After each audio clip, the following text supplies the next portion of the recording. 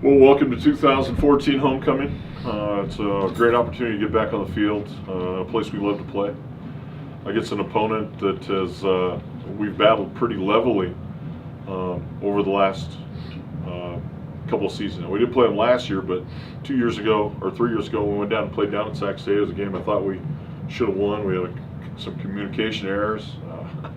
We turned the pitch back loose for a long touchdown that really put the game out of reach. And then 2 years later, or a year later, here at home, a game that was really going to be back and forth got lost very quickly in the second quarter when our defense fell off the table.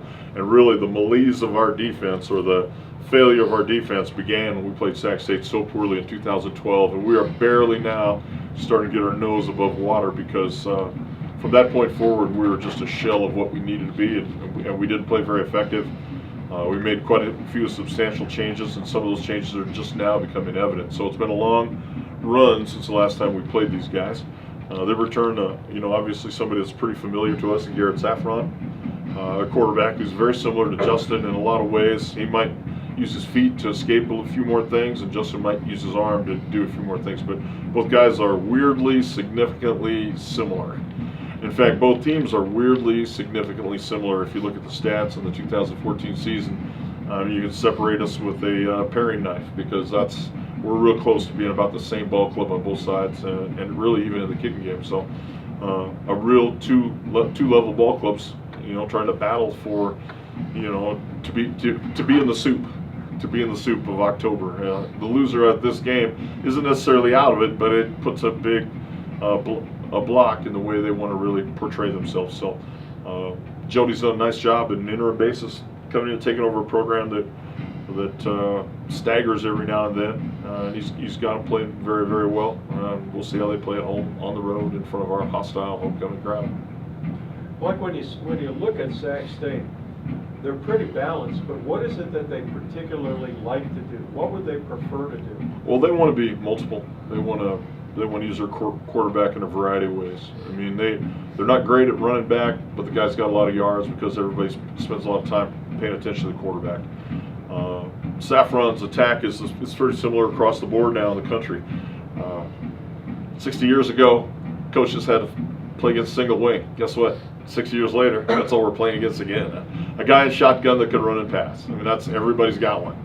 And Saffron's just typical of almost all the quarterbacks at almost every level throughout the sport right now. His ability to throw and run and throw on the same play, is a huge question mark for our defense.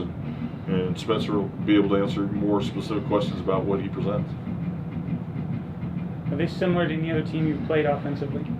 Yeah, I think they're pretty similar to Utah State in the way Utah State really wanted to use their quarterback. They're a quarterback-centered team. Everything revolves around the quarterback's ability to keep, pass, and hand the ball to an offensive line that's trying to give the illusion of run on almost every play. So pretty similar, in some cases to what we do.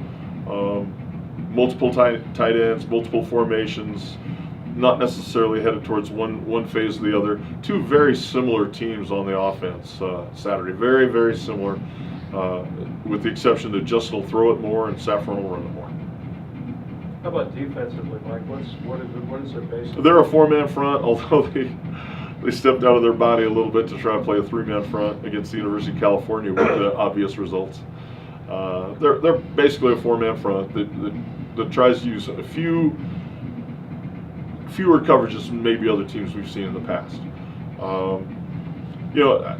In our conference, the offenses are way ahead of the defenses. Period. In our conference, there's really only one team in the conference that plays a modicum of defense on every single play all the time. That'd be the University of Montana.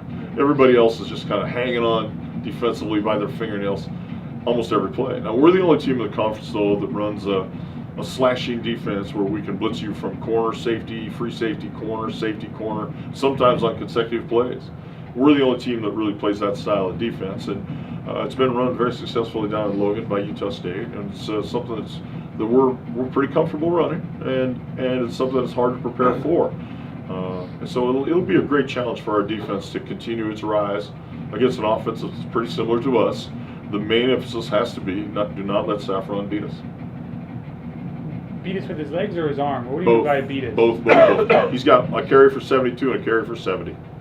Just can't, he's not Marcus Mariota, but in the Pac-12, they have a couple quarterbacks like him: Taylor Kelly, Marcus Mariota. Those quarterbacks that can throw and run. He's a multi-dimensional quarterback, as we see now at Montana State with Pruka, but we see at Montana with Jordan Johnson. We're starting to see that single-wing tailback playing quarterback again here that we saw 60 years ago. Coach Sears today talked about, he compared Xavier Finney to Cal's running back, and just his, I guess, the way they run similarly. It seems like obviously Xavier's gained a lot of people's attention, and ISU's ability to run the football. Do you need to do anything differently offensively going into the game to counter that? I think that'd be a question for Spencer to ask him, kind of what his thoughts are along that line, because I wouldn't agree that their running back's as good as Cal's running back.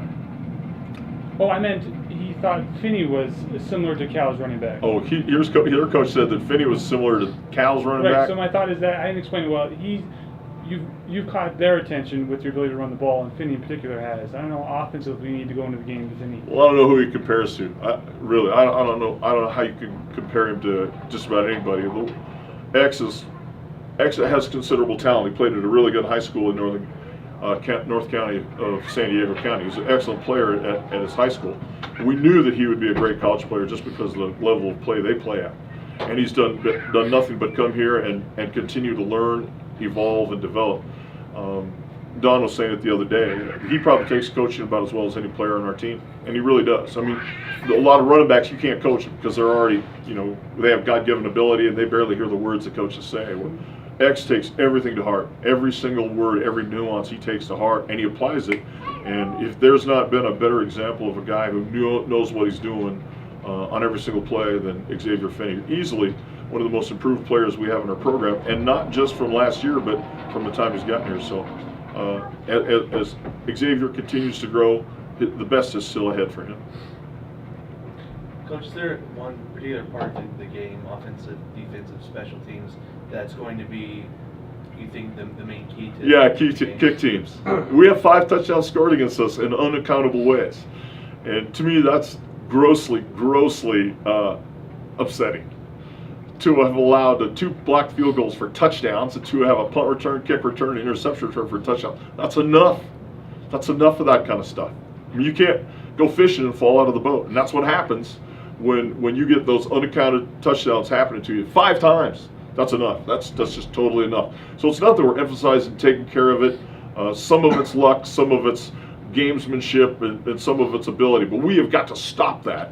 We've got to stop. It's like talking to a little child. You got to stop acting that way. Your behavior is going to get you locked up in timeout because our defense can't defend plays when they can't get on the field. So those 5 touchdowns, they sit pretty sideways with me. Talk about how much progression Andy Burtonshaw has made at snapping since he had to come in and start, because if I understand right, he had been practicing as a long snapper, but not necessarily for field goals. No, they're one and the same. Okay. And he's doing okay for a true freshman, and he's a true freshman, which means, he's doing the scale and the piano, and it's chopsticks sometimes. He even yesterday in practice, he's throwing it behind the holder. He could sail it over the punter's head. He's a true freshman, and those guys are not going to be consistent. Very few true freshmen are going to be great players at this level, and our long snapper has to be as accurate as he can be.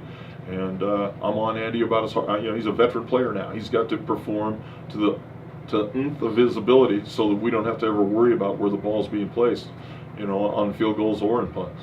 So he's doing okay, and he will be a lot better. Having that extra week, has that helped you guys with the extra practice time gearing up for Sac State? I think the one thing it's enabled us to do is obviously getting some unavailable guys back in our defensive line, but it's also enabled us to practice our game plan against Sacramento State for 2 continuous weeks. So we didn't really say, okay, this is a development week and now this is Sac State week. We took both weeks and said, hey, they're both getting us ready for our game plan. And as I saw practice last night, we're pretty technical, we're pretty advanced. We made fewer critical errors than we usually make on a Tuesday practice. Tonight's practice should bode well for us. And by the time we get to Saturday afternoon, we can get away from the butterflies and the nervousness. We should play our rear ends off here against a very good football team. Should be an outstanding game. a very entertaining game, but also a game that's going to hinge on our ability to withstand their surges as we make our own surges in the game. You hit on it a little bit, but is this the critical game of the season that you're kind of leveled off? It could go one way or another. No, I don't think it's critical. We're not at a critical juncture because obviously after this game we have a lot of very winnable games at home and on the road. Yet if we win this game, it's a catalyst for something maybe other people have never been able to consider, which is maybe we are in a fight for the Big Sky Conference Championship. So, but for us in our program, where we're at in our program, certainly not. We play those games a little bit later on in the season. So it's a great game against a level opponent. We're playing at home. That should give us an advantage. We're playing at homecoming. Should give us another advantage. We're coming off a very good win. Gives us another advantage. We're very healthy, we're very available. Gives us another advantage. And lastly, we have 19 seniors and 20 juniors. This ball club is 39 guys and upperclassmen. So our frontline guys are a very veteran team, are a very veteran team, and I expect us to play like a very, very veteran team who wants to, keep the 2014 season rolling. Anything else, Coach? Thanks, man. See you guys. See you tonight, Mike. See you.